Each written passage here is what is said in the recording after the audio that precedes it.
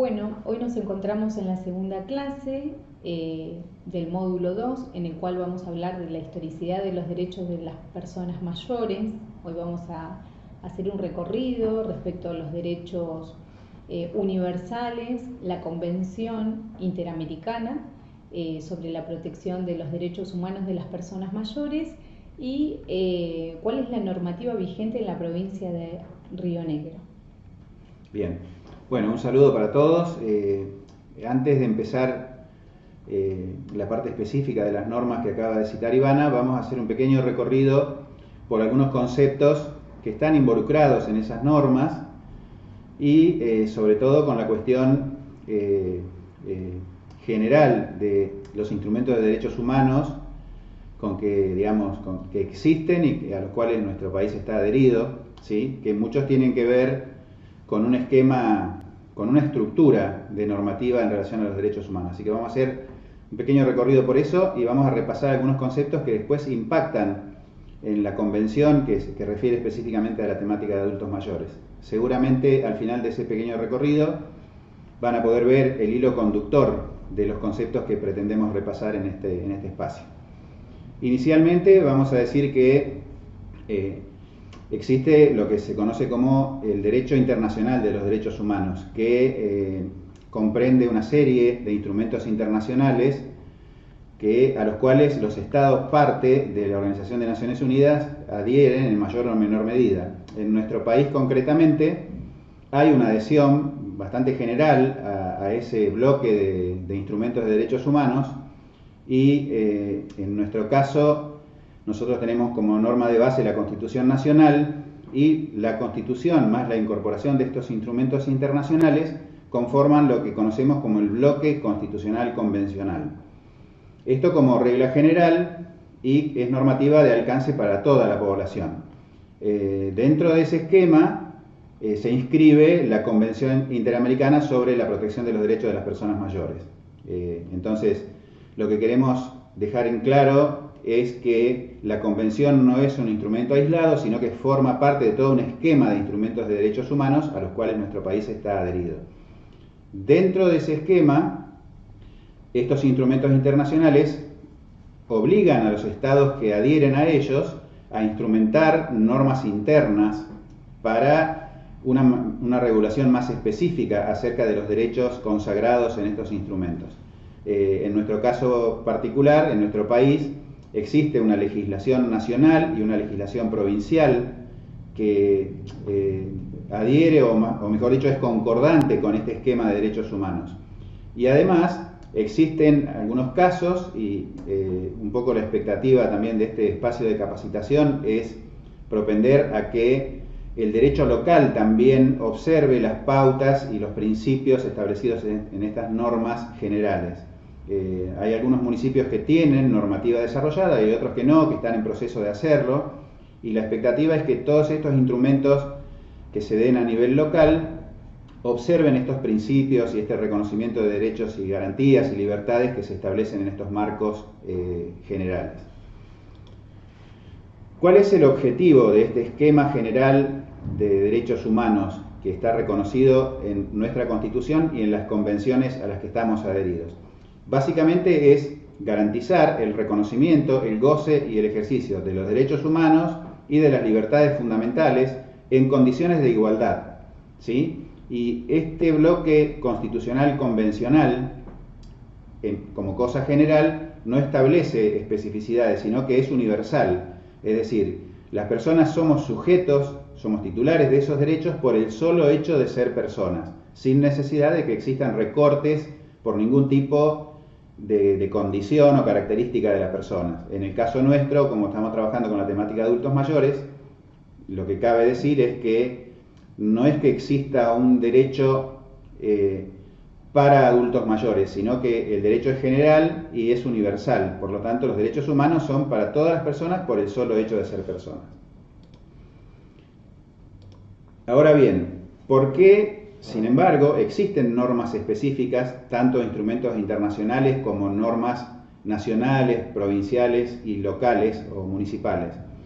Porque a pesar de que estos derechos son universales, existen muchas prácticas que suelen ser discriminatorias o suelen ser segregatorias o excluyentes de determinada población, por cuestiones de estereotipos, de estigmas y diversos motivos que hacen que de alguna manera se discriminen a determinados nichos poblacionales.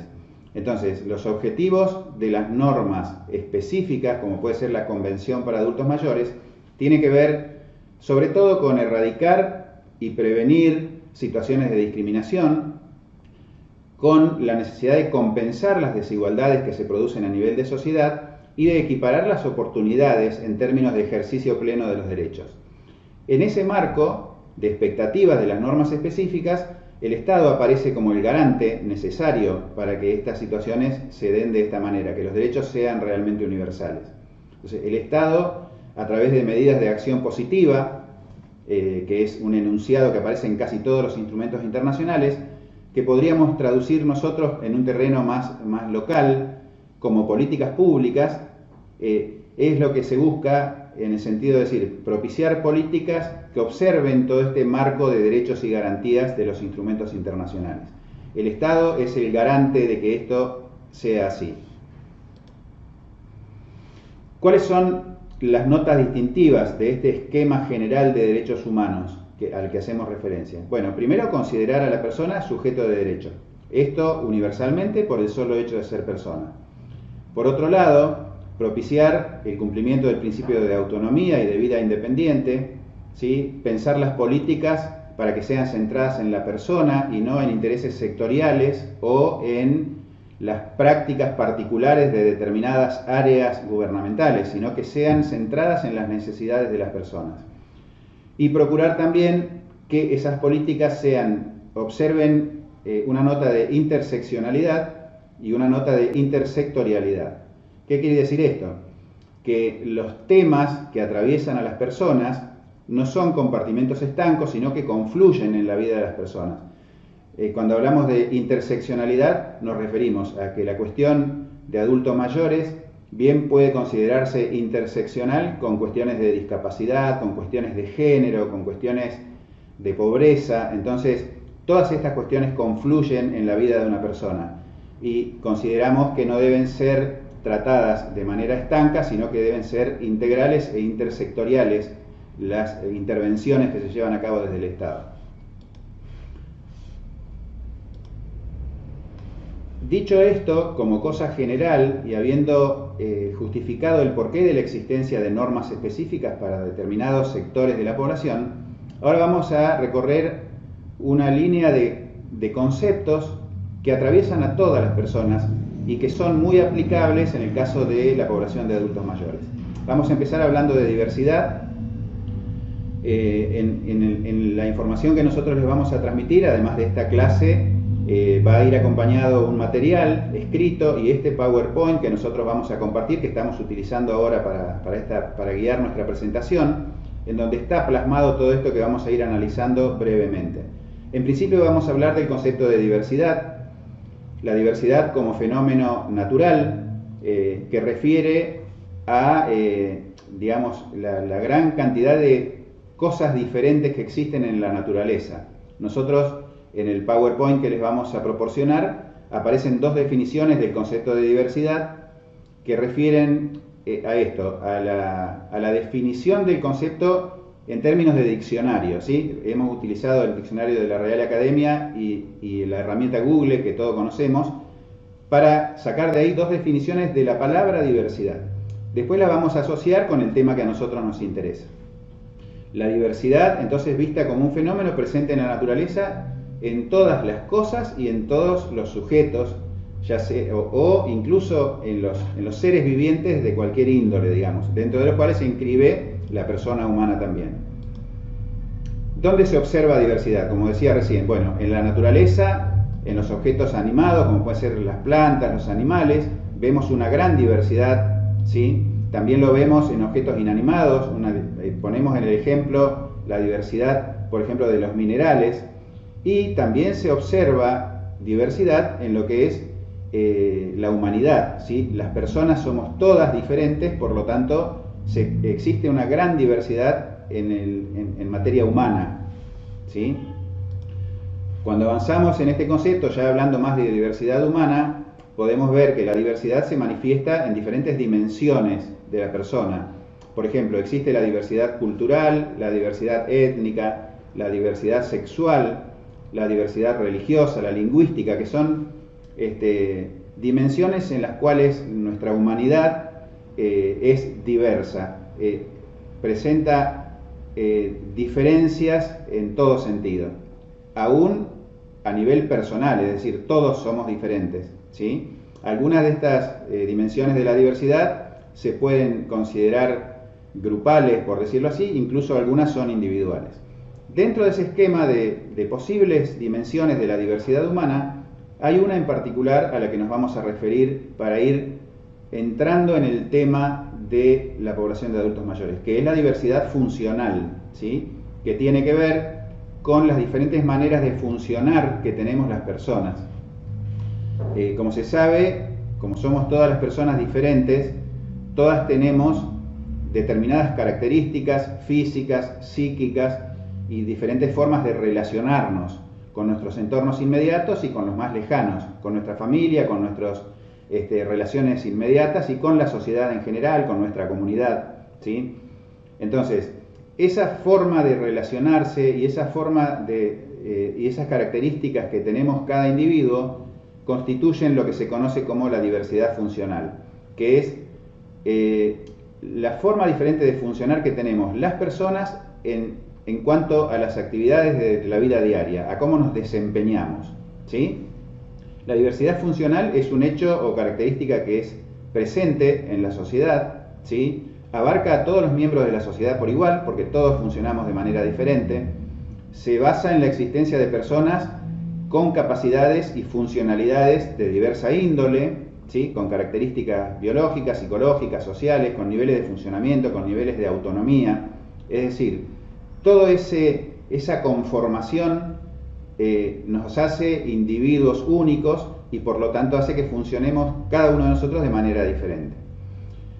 En relación con el tema de la diversidad funcional, cabe mencionar lo siguiente como una especie de principio. Si realmente nosotros practicamos y promovemos el respeto por la diversidad en general y por la diversidad funcional en particular, debemos procurar desde nuestro lugar que no producir y que no se produzcan hechos de discriminación en función de las características de las personas o de los terrenos en los cuales esa persona participa o se inscribe, ¿sí? En el caso de la diversidad funcional, no generar discriminación ni segregación a partir de las diferentes formas de funcionar que tenemos las personas. Como referimos todo el tiempo al concepto de persona, vamos a también analizar muy brevemente de qué hablamos cuando hablamos de persona. Siguiendo la línea o el estilo, si se quiere, de nuestra exposición, también les vamos a alcanzar en el material adjunto un par de definiciones de diccionario de lo que es persona y después nos vamos a aproximar a lo que es la definición más estricta de persona para el mundo de lo jurídico y para la interpretación que se debe hacer del concepto cuando ese concepto está inmerso en normas, en leyes que están vigentes y que obligan, ¿sí?, a determinadas instituciones, actores. La persona en el derecho es una definición que siempre estuvo dada en nuestros instrumentos legales y hoy por hoy en el actual Código Civil y Comercial de la Nación, que está vigente, no presenta una definición. Nosotros vamos a citar en el material que les vamos a adjuntar una definición de un jurista, un profesor de derecho muy reconocido, que dice que el derecho argentino no define ni caracteriza a la persona, simplemente la denomina persona humana y afirma este autor, ello porque si hay algo que no requiere definición y menos en un cuerpo de leyes es el propio ser humano. A partir de esta idea podemos decir que la persona existe y está puesta en el mundo y por ese solo hecho de existir es titular de todos los derechos humanos, las libertades fundamentales y no requiere una definición legal. No hace falta definir lo que es la persona humana porque está dada en sí misma.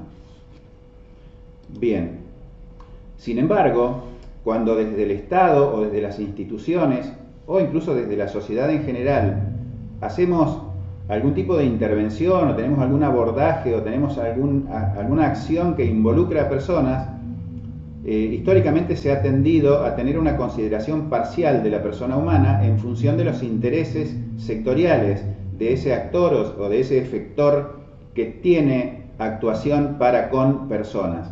Entonces, esa consideración parcial hace que se caiga muchas veces en la definición de políticas que terminan siendo segregatorias o terminan siendo excluyentes en algunos casos, y en algunos casos incluso hasta con hechos de discriminación lisa y llanamente.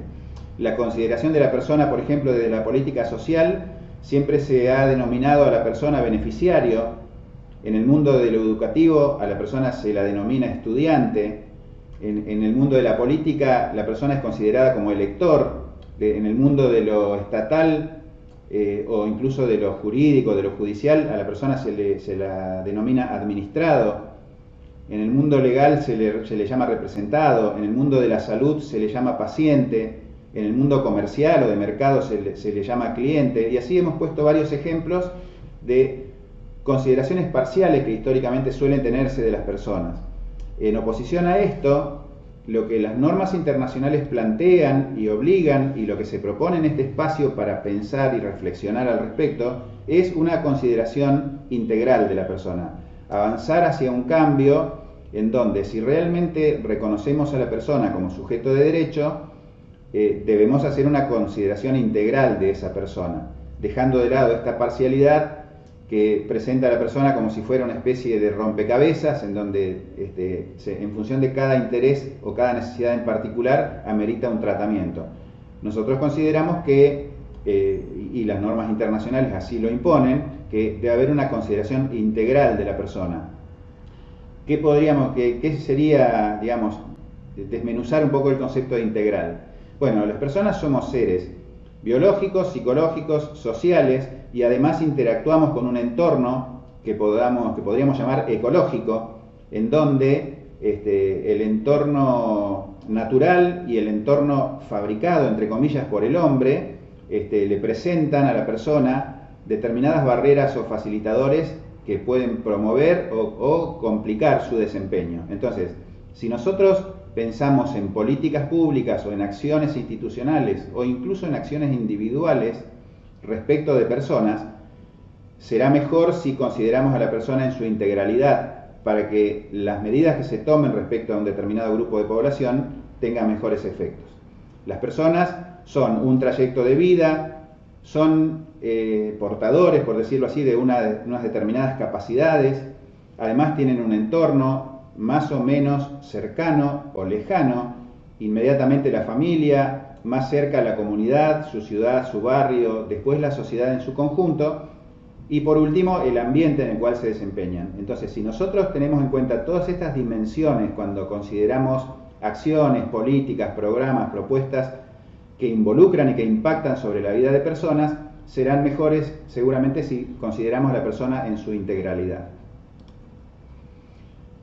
Otro concepto que vamos a conversar tiene que ver con la idea de capacidad. Siguiendo con la misma línea, primero aportamos un par de definiciones de diccionario que hablan de lo que es la capacidad y después nos acercamos a lo que es la definición de discapacidad cuando se refiere a personas. Es decir, ¿qué es la capacidad cuando hablamos de personas? ¿Sí? Entonces, podemos hablar en esos términos de capacidad humana. ¿Qué es la capacidad humana? Es la capacidad que tenemos los individuos para desempeñarnos en determinados ámbitos o dimensiones. Nosotros, en el material que les vamos a acompañar, ponemos algunos ejemplos de dimensiones de la capacidad humana. Uno de ellos es la capacidad física, que habla del potencial físico que tenemos para dar respuesta general, ¿sí? Para interactuar nosotros, para desempeñarnos como individuos. La capacidad cognitiva es otra dimensión que tiene que ver con la capacidad para el procesamiento de información, para la atención, la percepción y la comprensión de las cosas. ¿Sí? Es la capacidad cognitiva que tenemos los individuos y que es un instrumento esencial para que condiciona, para bien o para mal, la interacción que tenemos con nuestro afuera, con nuestro entorno. Otro ejemplo que ponemos es la capacidad laboral, que tiene que ver con las habilidades, las destrezas que tenemos, las aptitudes que tenemos las personas para desempeñarnos en el mundo productivo, en el mundo del trabajo, en desarrollar ocupaciones y este tipo de cuestiones. Un ejemplo que pusimos, que es quizá medio extremo, pero que sirve para describir el concepto de capacidad, es la capacidad contributiva, que tiene que ver estrictamente con un plano económico y de derecho, que refiere a la aptitud que tenemos las personas para contraer y cumplimentar obligaciones de índole tributaria, es decir, la capacidad que tenemos de aportar a la sociedad, por ejemplo en nuestro país a través de los impuestos, para solventar el sostenimiento de las estructuras de la sociedad. Y por último, y el concepto al que queremos arribar finalmente, es la capacidad jurídica, que es la aptitud que tenemos las personas para adquirir derechos y contraer obligaciones, es decir, para ser titulares de derechos, entendido el derecho como la dualidad entre facultad y obligación. Es decir, la capacidad jurídica que tenemos las personas es una capacidad que refiere a nuestra aptitud para ser titulares de derechos, ¿sí?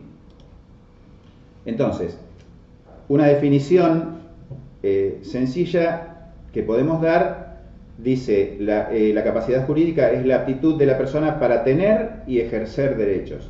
Y ahí hace una diferenciación que ahora vamos a profundizar. La capacidad jurídica la adquirimos las personas desde el momento desde el comienzo de nuestra existencia legal. Esto seguramente hay abogados en nuestro grupo de participantes que sabrán entender en profundidad este concepto. Vamos a hacer un ejemplo sencillo. La existencia legal de las personas comienza desde el momento de nuestra concepción. Entonces, nosotros desde que somos concebidos, aún en el seno materno, ya somos titulares o somos susceptibles de ser titulares de derechos. Después, para que esos derechos puedan ser realizados o materializados, en el ejemplo que estoy poniendo, obviamente que es necesario el nacimiento con vida de la persona, pero en realidad una persona puede ser titular de derechos desde el momento de su concepción y de ahí en adelante. Ahora bien, cuando hice la diferenciación hace un instante de tener y ejercer derechos, ¿a qué se refiere esa diferenciación? A una especie de división de la capacidad jurídica en términos de capacidad de derecho y capacidad de ejercicio. La capacidad de derecho es aquella aptitud que tiene la persona para ser titular de derechos, es decir, para tener esos derechos. Y la capacidad de ejercicio es más específica y tiene que ver con la capacidad de ejercer esos derechos que uno tiene, unos derechos de los que es titular, para poder ejercerlos en la práctica, para poder realizarlos por sí mismo, ¿sí? Y para hacer valer por sí mismo sus derechos y cumplimentar sus obligaciones. Esa es la diferencia entre capacidad de derecho y capacidad de ejercicio. En el avance de esta clase vamos a profundizar un poco más sobre la capacidad de ejercicio, que es la que tiene que ver con el ejercicio real de los derechos y las libertades de las personas. La capacidad jurídica es una capacidad que como regla general tenemos todas las personas.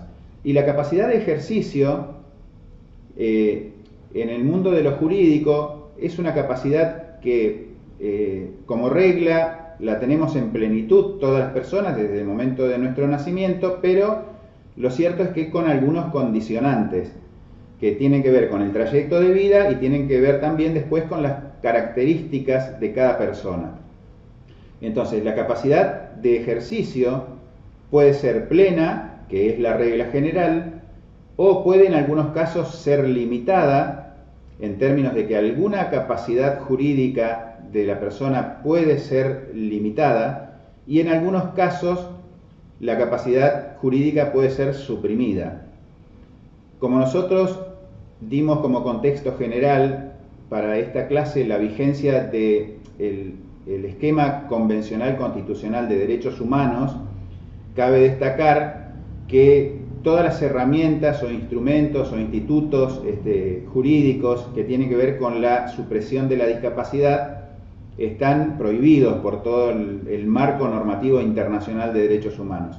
Sin embargo, en nuestro país Esto amerita alguna salvedad que ahora vamos a comentar. El primer supuesto que comentaba refiere a la limitación de la capacidad de ejercicio de las personas. La capacidad jurídica, la capacidad de ejercicio puede ser limitada, aunque en situaciones excepcionales, y que tienen que ver con casos en que las personas no pueden ejercer en plenitud por sí mismas todos sus derechos y cumplir con todas sus obligaciones. En ese caso, se puede establecer una determinada limitación a alguna de las capacidades jurídicas de una persona. Esta limitación, para que se pueda imponer para un caso particular, se tienen que dar una serie de condiciones y de requisitos, todos ellos en defensa del derecho de las personas.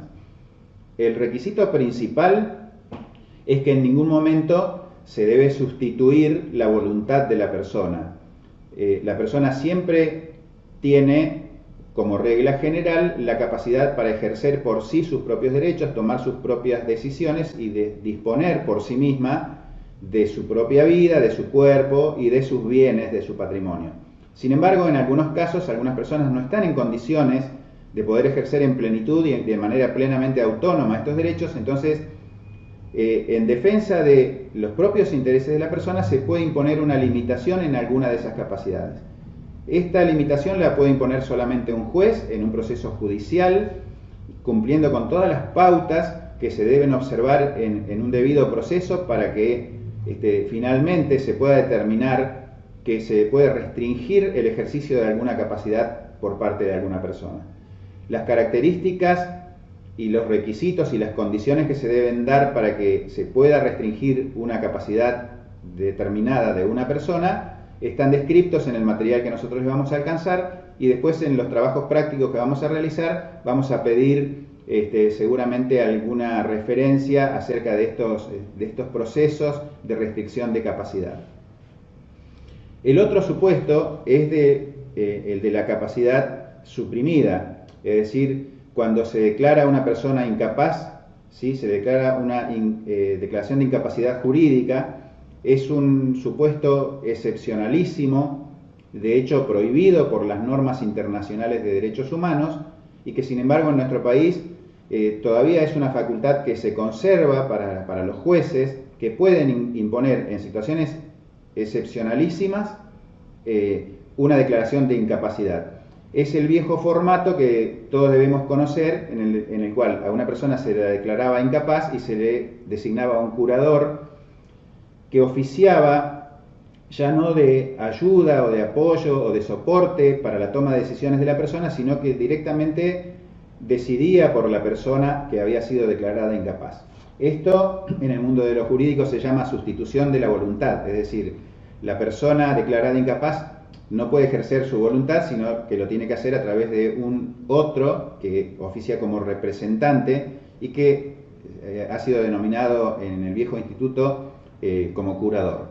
Bueno, esta situación está prohibida por el marco normativo. Acá observamos una incongruencia entre el derecho nacional y las normas internacionales, que está siendo criticada y analizada en los foros internacionales de derechos humanos, porque bueno, pues es una adecuación de nuestra norma interna que no se realizó plenamente como lo imponen las normas de derechos humanos a las que nosotros hemos adherido. Es una discusión del campo de lo jurídico que está plenamente vigente todavía, y es una herramienta que los jueces todavía disponen para aplicar. Sin embargo, hay que reconocer que es una herramienta que prácticamente ya no se utiliza, y que la expectativa es que se destierre del mundo de lo jurídico, porque colisiona con el marco normativo internacional y nacional de derechos humanos.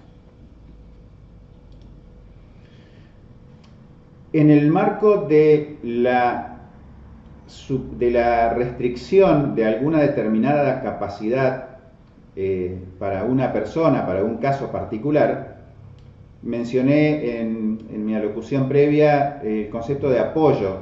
El apoyo es una medida que se debe tomar para acompañar a aquella persona a la que se le restringe alguna capacidad, para que pueda tomar las decisiones apoyada por personas o por instrumentos que le faciliten esa toma de decisiones.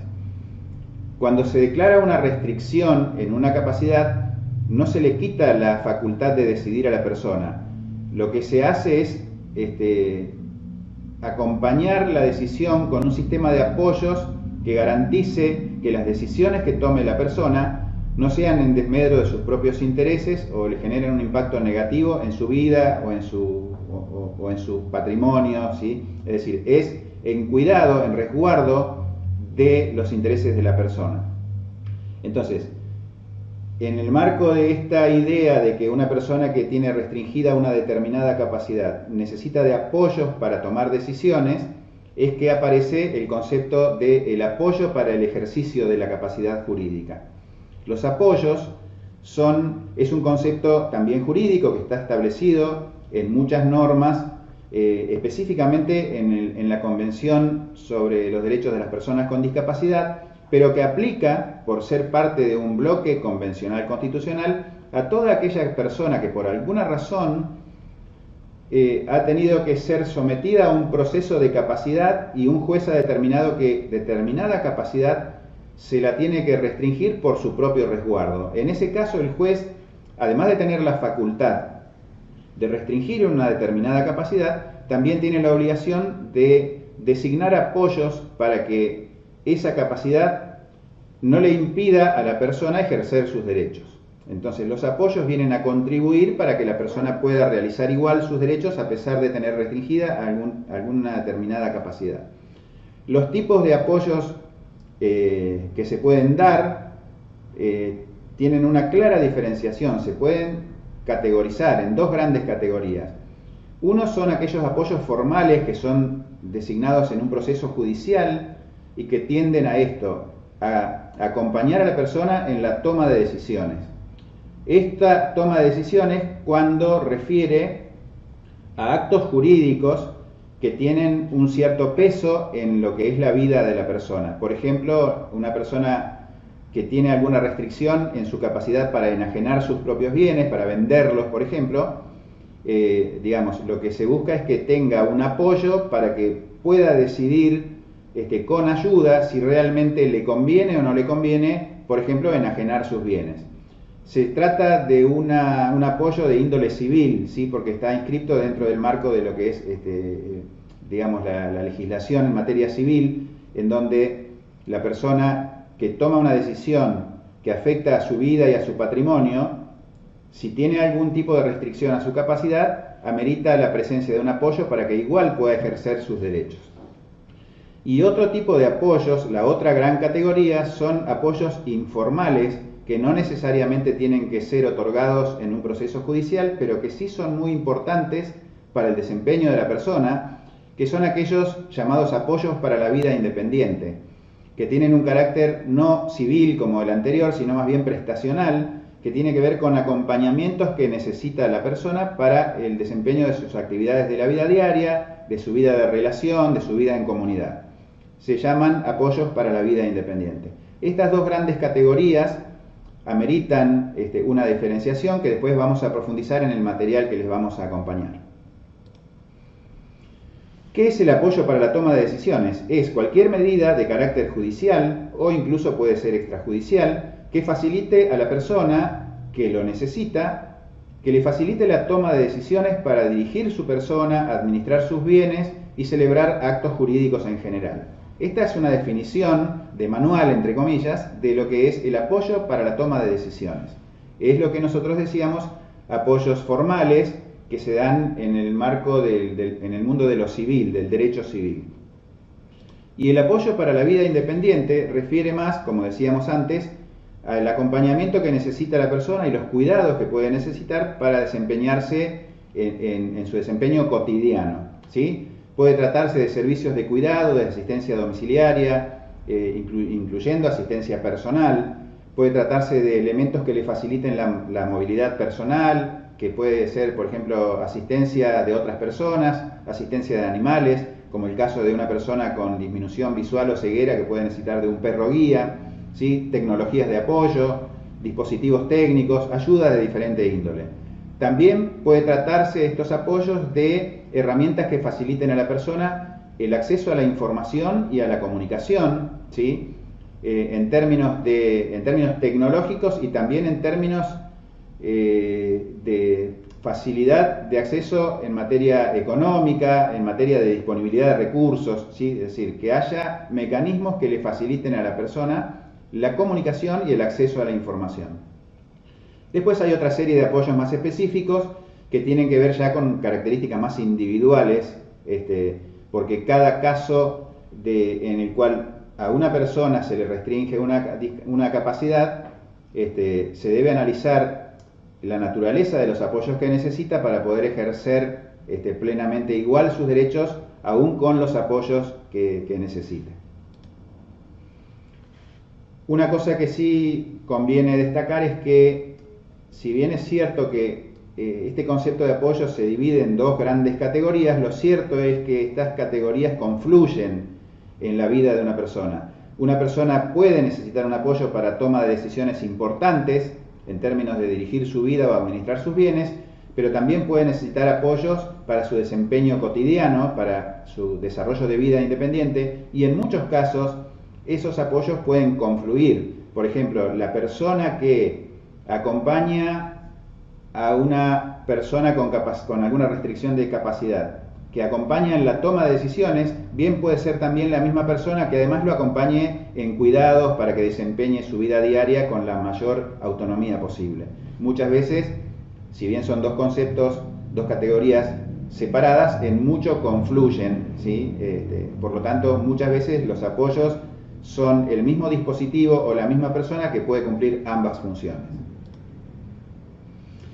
Con respecto al rol del Estado en relación con el tema de los apoyos, podemos decir lo siguiente. El Estado tiene como obligación, como primera medida, reconocer la capacidad jurídica de las personas. Y en todo caso, cuando se trata por una necesidad que tiene que ver con resguardar la integridad de la propia persona, cuando se instala algún tipo de apoyo para acompañar en la toma de decisiones o en el desempeño cotidiano de la persona, no hay que perder nunca de vista que, como regla general, igual la persona es una persona con capacidad jurídica, ¿sí? Es un sujeto de derecho y como tal tiene todas las garantías para poder ejercer sus derechos. El apoyo viene a complementar el ejercicio de derechos, no a reemplazar la voluntad o la toma de decisiones. Obligación del Estado, entonces, primero, reconocer la capacidad jurídica, segundo, proporcionar los apoyos.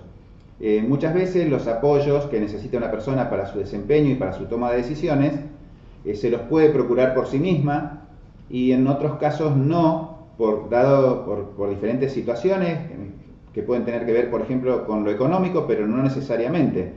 Puede ser que una persona no cuente con un entorno familiar o de confianza en donde poder buscar una figura de apoyo, entonces muchas veces el Estado debe proporcionarlo por otros medios.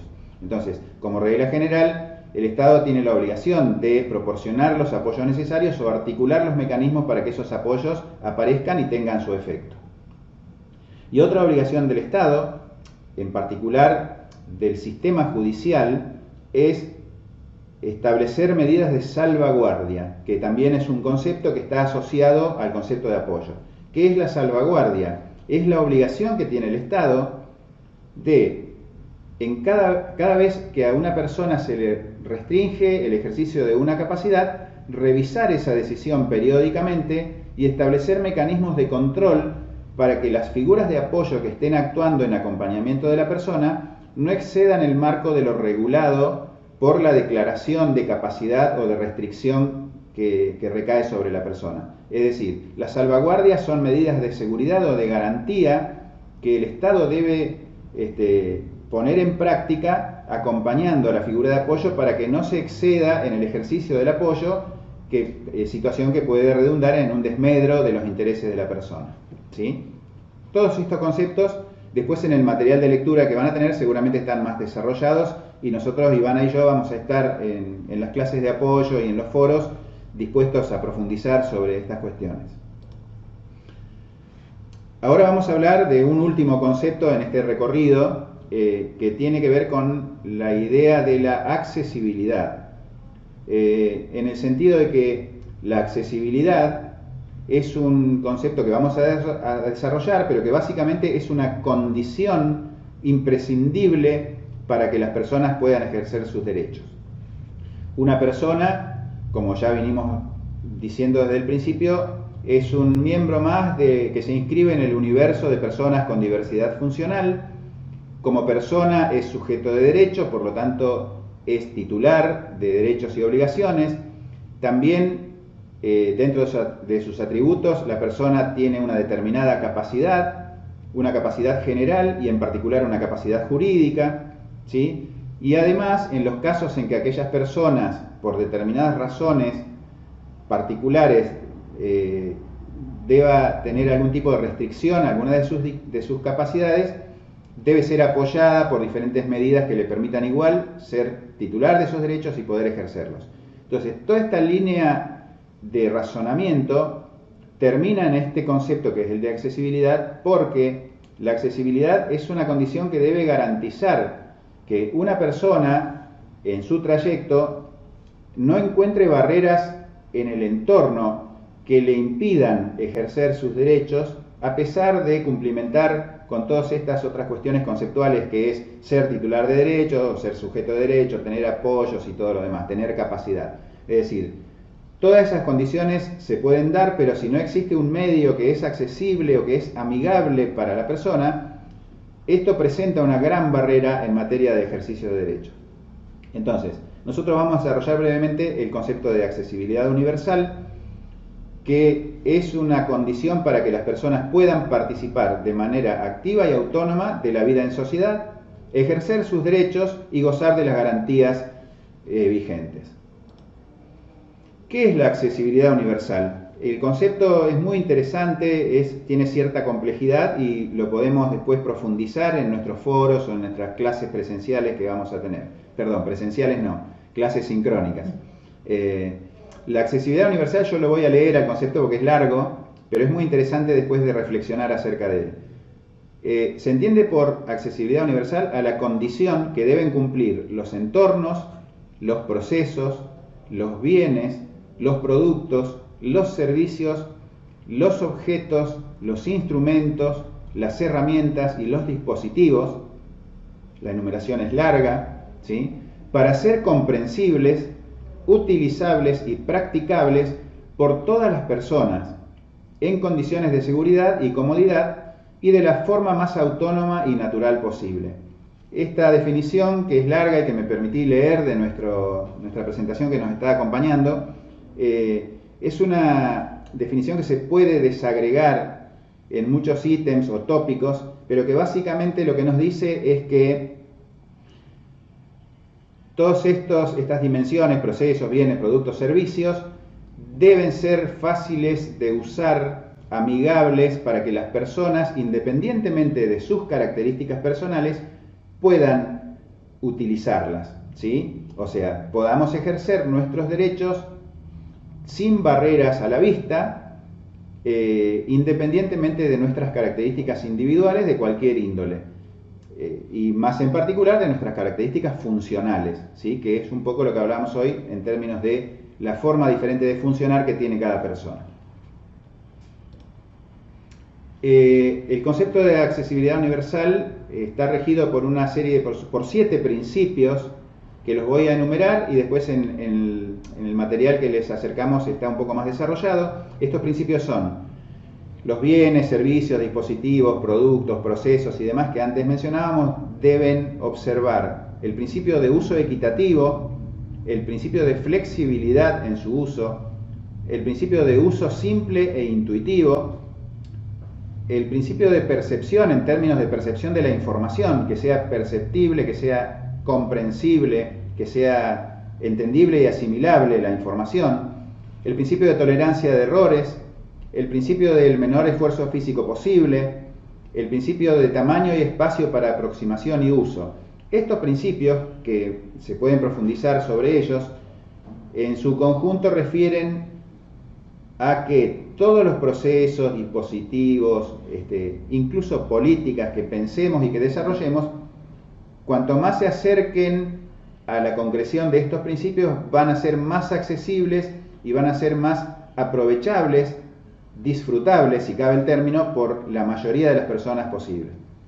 Por supuesto que en función de las características individuales, este concepto de accesibilidad universal nunca alcanza al 100% de los individuos, porque es probable que en casos muy particulares haya personas que aún, por más que un entorno sea accesible, siempre van a tener alguna barrera presente. Eso tiene que ver ya con una cuestión individual que es la capacidad funcional de cada persona. Pero si nosotros que diseñamos políticas, procesos, dispositivos, intervenciones, las diseñamos tratando de acercarnos al cumplimiento de estos principios, es muy probable que el resultado de nuestro trabajo sea accesible para una mayor cantidad de personas. Entonces, esa es la inquietud de plantear este concepto como complementario a los que referíamos con anterioridad.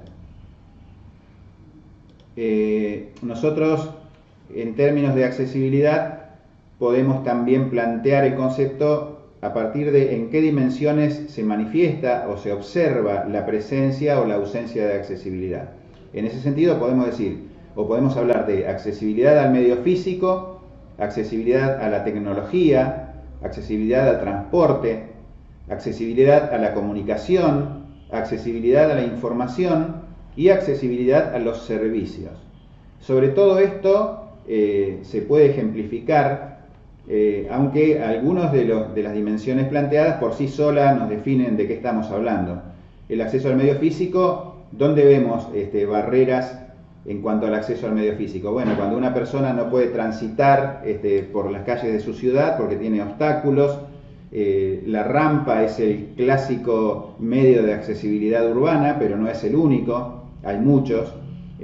Cuando hablamos de acceso a la tecnología, nos referimos a que los dispositivos tecnológicos sean pensados y desarrollados para que puedan ser utilizados por la mayor cantidad de personas posibles, es decir, que tengan variedad de formas de ser utilizados, que tengan variedad de formas de acceder a las prestaciones de los dispositivos tecnológicos.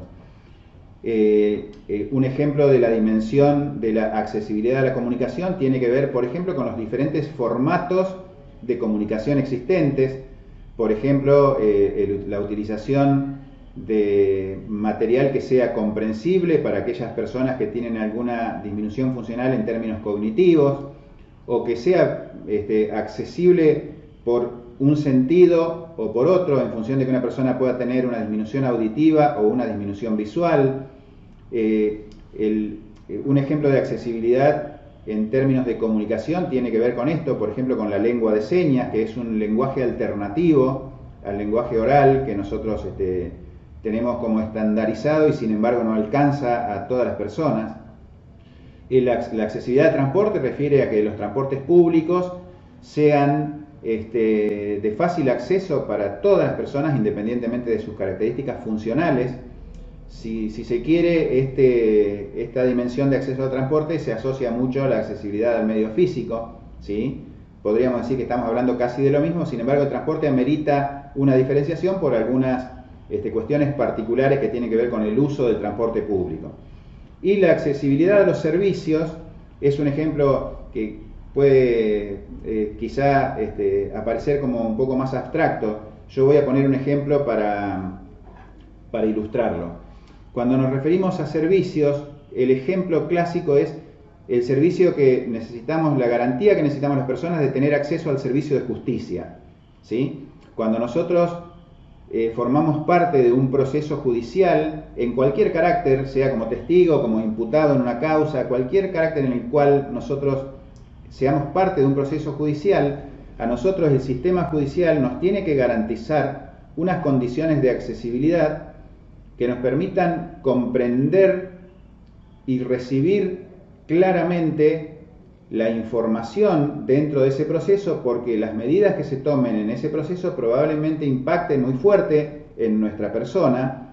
Por lo tanto, el Estado nos debe garantizar que nosotros estamos siendo plenamente conscientes del rol que estamos desempeñando y de los efectos que puede tener en nuestra persona el ser parte de un proceso. Voy a poner un ejemplo porque sigue sonando abstracto. El ejemplo es el siguiente. Si una persona que no puede hablar y no puede escuchar necesita declarar en un proceso judicial, el sistema judicial le tiene que garantizar a esa persona las adaptaciones para que la comunicación que se establezca sea clara y precisa. Entonces, la persona que no puede hablar probablemente se exprese por algún medio alternativo. Puede ser escribiendo, puede ser con lengua de señas o puede ser con algún medio alternativo. Entonces, el sistema judicial le tiene que garantizar, para que el servicio de justicia se plasme como corresponde, que sea accesible el servicio para que la persona pueda transitar por un proceso judicial con el reconocimiento de todos sus derechos y con el cumplimiento de todas sus garantías. La accesibilidad universal, para terminar con esta idea, tiene que ver con condiciones de uso de todos estos dispositivos, productos, servicios que hablábamos, la satisfacción del usuario, que sea una experiencia satisfactoria para el usuario, el utilizar un transporte público, participar de un proceso judicial que no le signifique más problemas de los que ya de por sí puede tener un proceso judicial, ¿sí?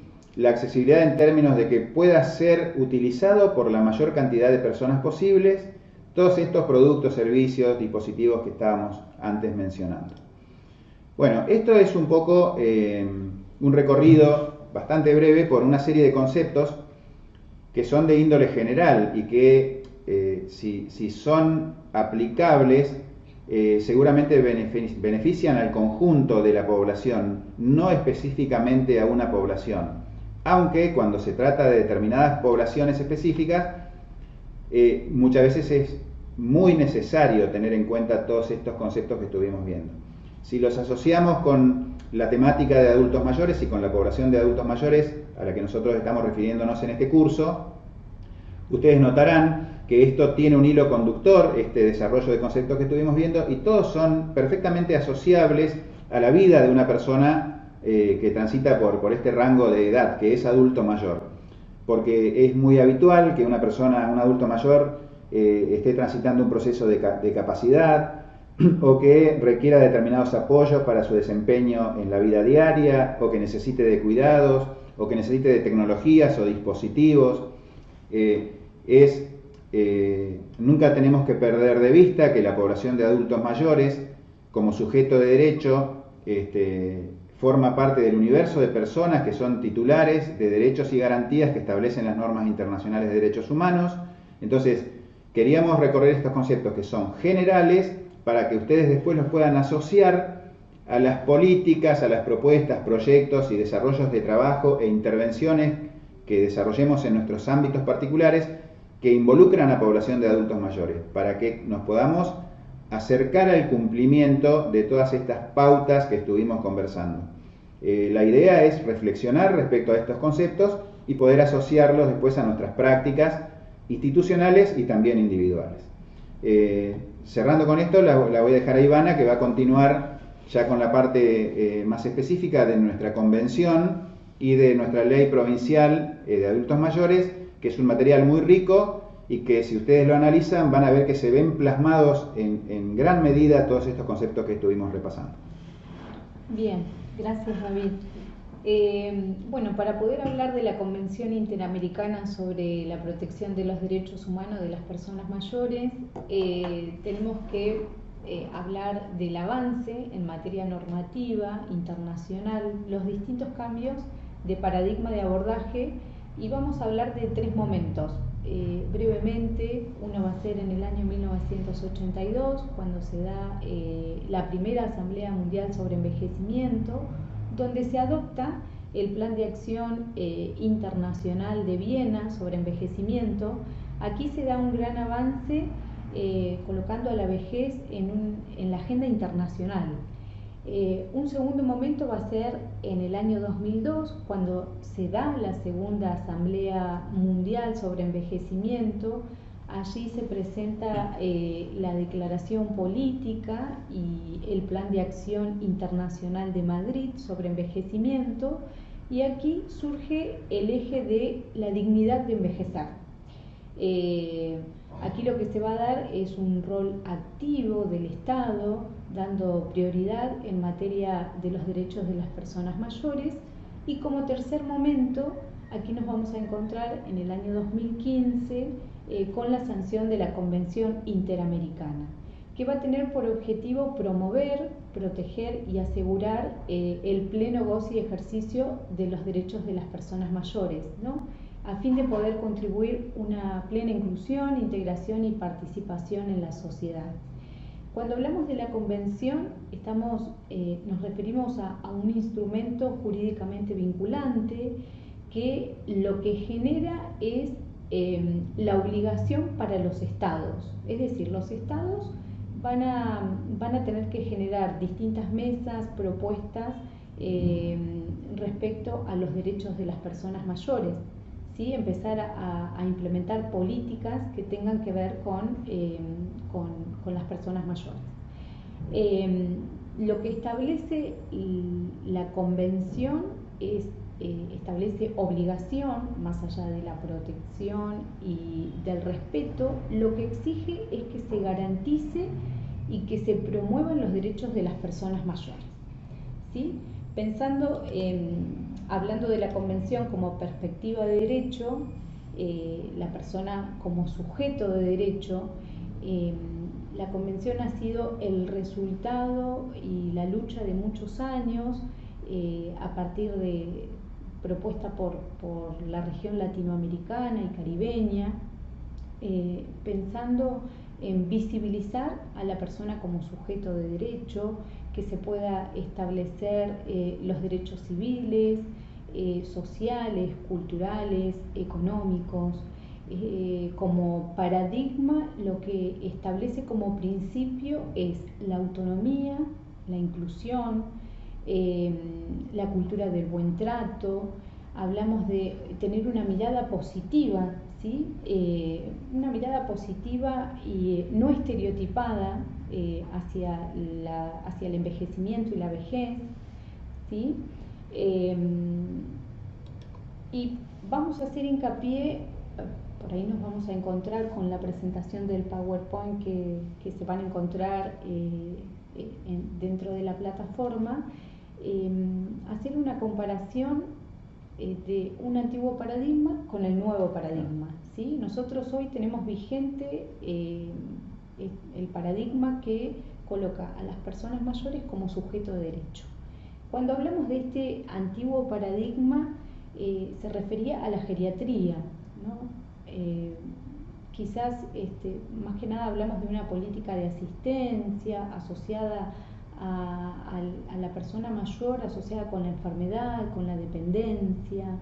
No se tenía en cuenta su decisión, su consentimiento, y en este nuevo paradigma lo que hablamos es del empoderamiento de las personas, ¿sí? Que puedan tener un rol mucho más activo en cuanto a actividades, participación, un envejecimiento activo y saludable, una política en la cual hablamos de políticas sociales que estén destinadas a grupos con vulnerabilidad. Sí, lo que vamos a hacer hincapié en algo que surge en nuestras prácticas, es algo que sucede en cuanto a la persona mayor cuando ingresa a una residencia. Antes lo llamaban hogar de ancianos, en el cual esta decisión la tomaba solo, la solicitaban los familiares y tomaba esta decisión con los profesionales, ¿sí? No tomando en cuenta el deseo de la persona mayor. En este nuevo paradigma, lo que nosotros trabajamos es el consentimiento, que la persona dé su consentimiento para ingresar a una residencia. Muchos todavía seguimos utilizando el término de geriátrico, hogar de ancianos.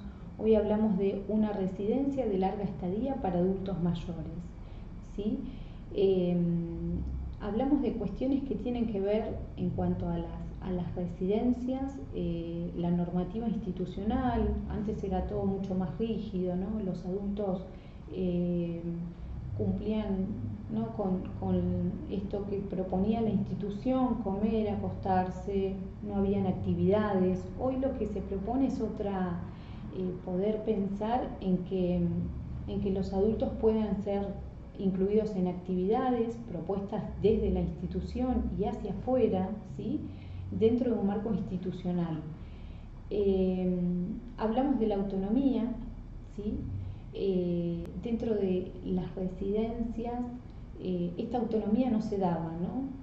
Cuando hablamos de esta mirada paternalista, esta política de asistencia, ¿no?, que el adulto no puede hacer, ya está limitado, estás grande, no puedes realizar esto, yo lo hago mucho, o sea, lo hago rápido. Más que nada es una mirada prejuiciosa. Con el nuevo paradigma lo que fomentamos es la autonomía, la independencia, ¿no? Es un poco también lo que se establece y trabajamos en la Convención Interamericana. Dentro de lo que es este paradigma de axilar, que se llamaba antiguamente, y nosotros hoy hablamos de este nuevo paradigma, es importante en nuestras prácticas tener en cuenta que siempre se trabaja en el marco del respeto hacia la persona mayor. Muchas veces nos encontramos que se da un trato infantilizado hacia las personas mayores, llamándolos abuelos. Nosotros también desde nuestro lugar en las prácticas diarias poder apropiarnos del lenguaje técnico. No son abuelos, no son nuestros abuelos, son personas mayores que tienen un nombre, una identidad. Cuando David hacía referencia, ¿no?, al derecho universal por el hecho de ser persona, también respetar sus espacios dentro de la institución. No se daba esto de tener un espacio de privacidad y esto claramente hay poder respetar y garantizar la intimidad de las personas mayores. ¿Sí? Ivana, si me permitís, sí, todo esto que vos estás refiriendo, si lo analizamos, cabe decir que la vigencia de normas internacionales y que nosotros hemos hecho propias no solamente establece un marco de derecho, sino que además importa o implica un pasaje muy claro de un modelo conceptual y teórico a otro modelo. Es decir, todo lo que Ivana está comentando, que son particularidades y formas institucionales, culturales, podríamos decir, de considerar la temática del adulto mayor y a las personas mayores, está transitando un cambio de paradigma que viene implícito en estas normas internacionales. Es decir, estas prácticas que se intenta desterrar, por ejemplo, el paradigma asilar al que vos referías, implica un cambio de concepción de las cosas que las normas internacionales imponen. O sea, no son solamente normas o instrumentos de carácter jurídico, sino que son marcos conceptuales de acción, que le llamamos nosotros paradigma, pero que vienen a establecer no solamente obligaciones de índole legal, sino el desafío de hacer un tránsito hacia un paradigma de derechos basado en la dignidad de la persona, en la persona como sujeto de derechos, que, claramente está ejemplificado en todas las cosas que vos estabas refiriendo recién. Bien, es así, David. Bueno, nosotros aquí vamos a hacer hincapié a cuál es la norma provincial, ¿sí? A nivel nacional, la normativa vigente es la ley 27.360 y aquí en la provincia, el 23 de septiembre del año 2015, se sanciona la ley 5.071, que es la ley de protección integral de adultos mayores. Cuando hablamos de la ley de protección integral de adultos mayores, ¿cuál es el objeto? Es poder garantizar el efectivo ejercicio y disfrute pleno de derechos humanos reconocidos, ¿no?, en la Constitución Nacional y los tratados internacionales. haciendo hincapié en lo que explicabas al inicio de esta clase, y también resguardados en la Convención Interamericana, ¿sí? Dentro de lo que es la norma aplicable, ¿no?, de la Ley 5071, es regular el funcionamiento de todas las instituciones que prestan servicio y atención a las personas mayores. ¿Cuál es el alcance? ¿Cuál sería la población, ¿no?, los sujetos alcanzados? Las personas de 60 años y más que residen dentro de la provincia de Río Negro. Los principios rectores de la ley, ¿no?, nos referimos a las políticas integrales de las personas mayores, son la independencia, participación, autorrealización, dignidad y cuidados, que es lo que decíamos. La convención establece estos principios en las personas mayores. Bueno, otro de los derechos que promueve la Ley 5071 es, bueno, esto los voy a leer, digo. Sí. Los van a tener en el material. En el material, sí, mucho más desarrollado. Es el derecho a la integración, a la prevención y asistencia por discriminación, abuso y maltrato, a la seguridad social y al trabajo, a la salud, a la educación, a la vivienda, a la recreación y al transporte público, ¿sí? Estos derechos los vamos a encontrar en el artículo 7 al 14. Ivana, sí. ¿Por qué enumeramos estos derechos? Porque son determinados derechos que están específicamente plasmados en la Ley 5071. La enumeración no es taxativa, es decir, no, sabemos que todas las personas, por el hecho de ser personas, somos titulares de todos los derechos, ¿sí? Entonces, ¿por qué se hace referencia a alguna especie de bloques de derechos específicos? Porque justamente en esos ámbitos es en donde se observa la necesidad de garantizar igualdad de oportunidades, equidad y no discriminación en esos ámbitos, para con la población de adultos mayores. Bien, la función específica es la atención integral, ¿no?, de las personas mayores. Cuando hablamos, esta atención es en forma directa a través de los organismos provinciales o regionales, y de forma indirecta va a ser a través de los gobiernos locales, ¿sí? Aquí hablamos de organizaciones de la sociedad civil, redes de apoyo comunitarios. Seguramente en toda la provincia nosotros tenemos distintos equipos con cuales articular, municipios, delegaciones. Un punto para tener en cuenta en nuestro abordaje, ¿no?, en la cotidianidad, en las prácticas, porque bueno, sabemos que muchos de los participantes están haciendo trabajo en territorio, y más allá de que no lo hagan, ¿sí?, cada uno desde su lugar, incluso particulares, tenemos el deber de denunciar. ¿Y quiénes pueden denunciar? Bueno, los organismos proteccionales, los profesionales, las instituciones, y cualquiera de nosotros puede denunciar alguna situación en la cual las personas mayores estén viviendo alguna privación ilegítima de libertad, abuso financiero, que es algo que se da comúnmente, el abuso financiero, situaciones de maltrato físico, ¿sí?, la explotación de cualquier índole, ¿no?, situaciones que afecten a la integridad psicofísica de las personas mayores. Vamos a denunciar ante las autoridades competentes, ¿no?, autoridades competentes administrativas, dependiendo de cada lugar, ¿sí?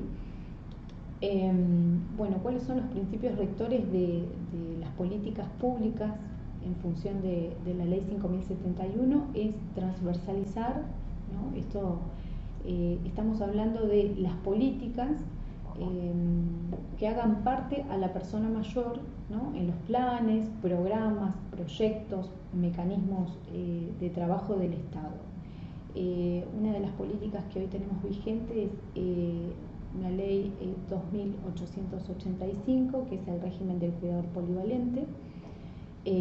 Otro de los principios rectores es propiciar formas de organización y participación de las personas mayores y poder descentralizar, cuando hablábamos, ¿no?, de los proyectos, programas, poder descentralizar todas esas políticas de protección integral que sean fomentados con la participación de los municipios, ¿no?, y organizaciones de la sociedad civil, que sean parte de la propuesta. Y como hablábamos también al inicio, la convención lo que genera es jurídicamente una obligación para que los estados participen y generen mesas en la cual se piense en las personas mayores, ¿sí?, nuevas propuestas políticas. Poder garantizar a través de los organismos del Estado, controlar y garantizar el cumplimiento de estas políticas con carácter federal, ¿sí?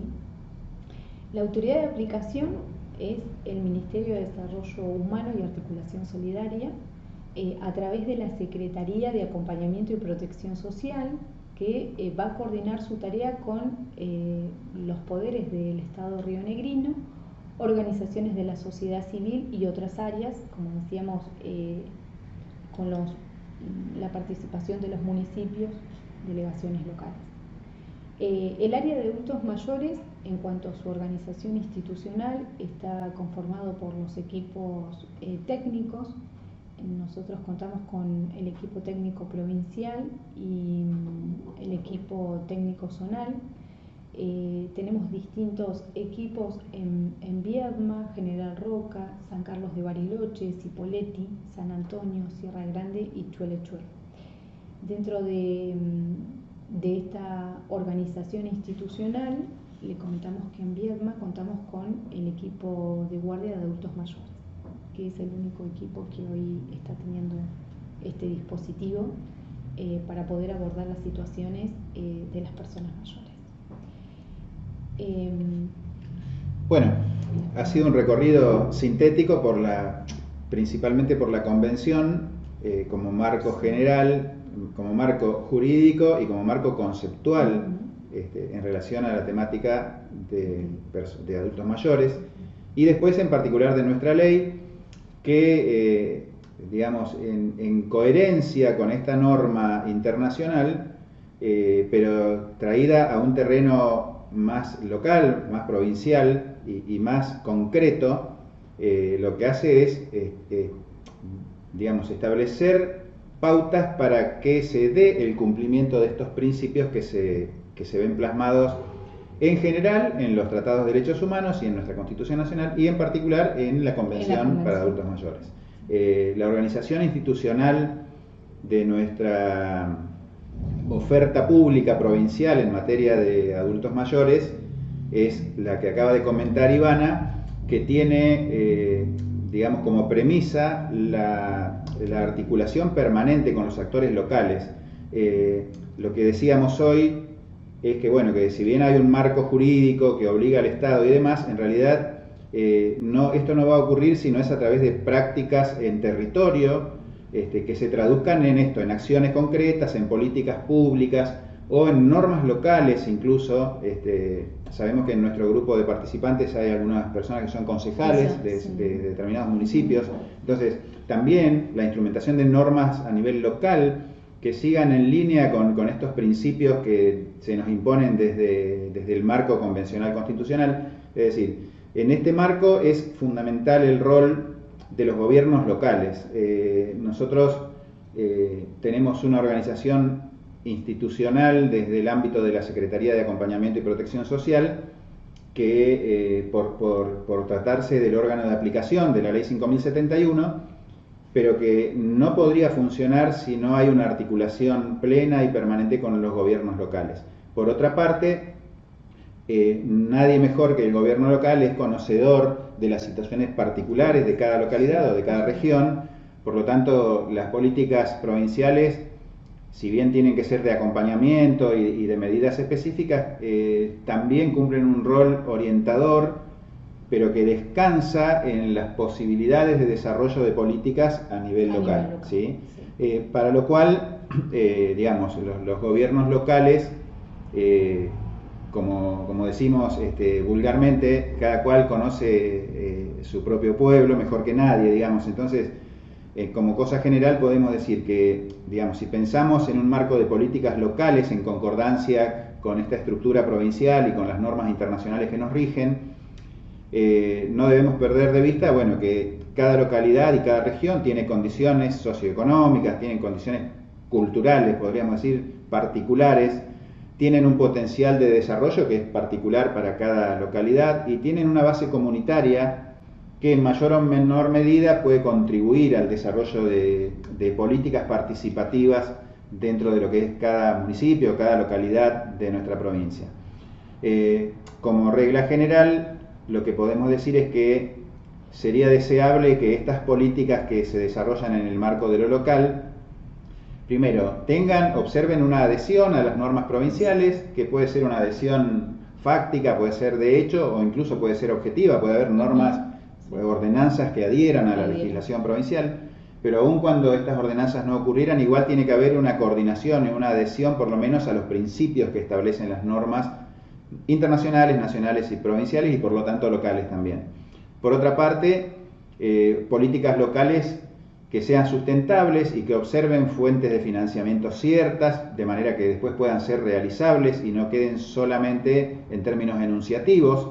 Y esto que estoy diciendo aplica a todos los niveles de gobierno, no solamente al local, ¿no? Es decir, bueno, también es deseable una participación de las organizaciones de la sociedad civil que trabajan en esta temática, o incluso aquellas que no lo hacen, poder acercarlas a la temática para que puedan considerar como una población, digamos, para pensar a la población de adultos mayores como sujeto de derecho y como partícipe activo de todas las actividades de la comunidad.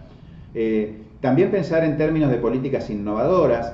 Innovadoras no estoy refiriéndome específicamente a una cuestión de tecnología o de cosas novedosas, sino más bien a incorporar esta nueva mirada en las políticas de la persona como sujeto de derecho, de la dignidad humana, es decir, de las pautas del entorno que le ofrecemos, digamos, que las ciudades le ofrecen a sus ciudadanos en términos de accesibilidad, como hablábamos hoy, este tipo de cosas.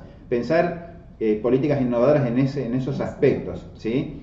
Y bueno, por supuesto, todo ello en el marco de una articulación permanente entre los diferentes niveles de gobierno y siempre, por supuesto, respetando las autonomías y las facultades y obligaciones de cada nivel de gobierno.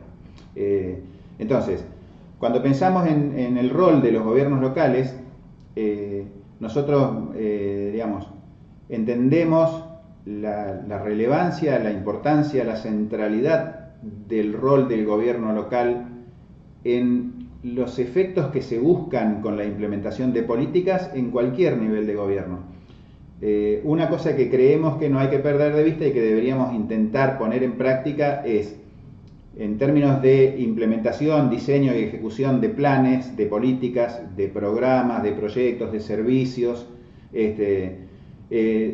procurar observar estas cuestiones a las que hemos hecho referencia todo el tiempo en esta clase, que es políticas centradas en la persona, enfoque de derecho, perspectiva de género, respetar el principio de autonomía, procurar hacerlo cumplir, tratar de poner en práctica el concepto de la accesibilidad universal, pensar las cuestiones de manera interseccional y no aislada o estanca o individual, actuar en términos intersectoriales, es decir, coordinando los diferentes sectores que tienen incidencia sobre la vida de las personas, y también observar un criterio de interdisciplinariedad, porque cuanto más miradas, que no necesariamente son técnicas, pero que diferentes tipos de miradas tenga un problema, probablemente sea mejor la posibilidad de solución. Nosotros, respetuosamente y desde nuestro lugar, invitamos a los participantes para que después en sus ámbitos de acción y de desempeño laboral o incluso personal podamos ser parte de un proceso de cambio hacia este nuevo paradigma y hacia una aceptación real, ¿sí?, de lo que es el reconocimiento de las personas como sujeto de derecho, de manera de transformar en conjunto la conducta social para que esto realmente tenga un impacto efectivo en la población para la que está destinada y que no queden solamente en enunciados de índole legal y que después las personas puedan realizar sus derechos solamente a través de conflictos o de judicialización y demás. Es decir, transformar una conducta social es una responsabilidad de todos y hay muchos mecanismos para intentar esa transformación. Es probable que todos estos mecanismos tengan que ir en conjunto avanzando hacia la incorporación de este nuevo modelo de abordaje y de consideración de la temática del adulto mayor y más concretamente de nuestra población de adultos mayores, tendiente a que se mejore sensiblemente su calidad de vida y pueda tener un rol activo, pleno en nuestra sociedad.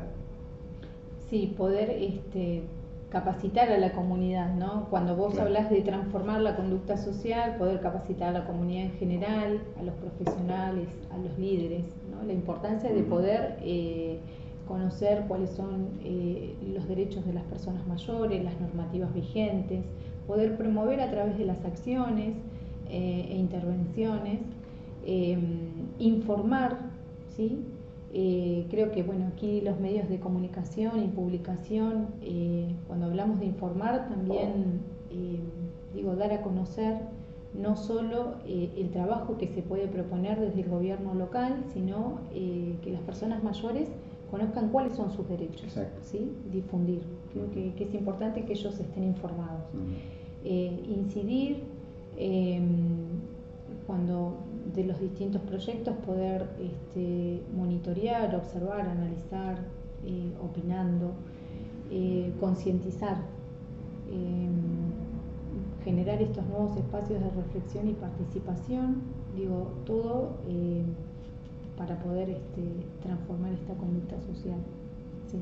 Así es. Bueno, Ivana, creo que hemos arribado a buen puerto. Esperamos haber sido claros. Hemos tratado de ser sintéticos porque la plataforma de desarrollo, la base tanto normativa como teórica sobre todos estos temas es muy amplia.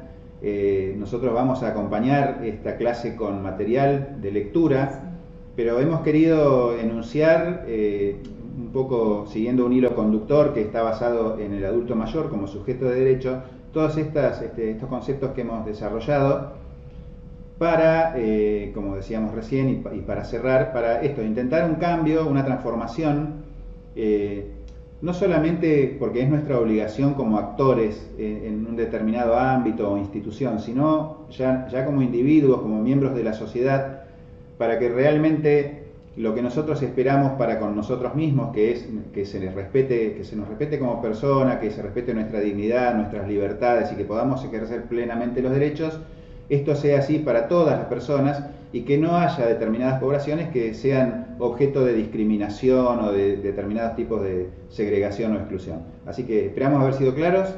Yo por mi parte les dejo un saludo y con Ivana en equipo vamos a estar a disposición en la plataforma para cualquier consulta, para cualquier aporte y para continuar en el desarrollo de este módulo. Así es. Bueno, yo también los saludo, quedamos a disposición, está el foro de consultas, mensajería interna, para que puedan utilizar distintos medios para cualquier duda que surja.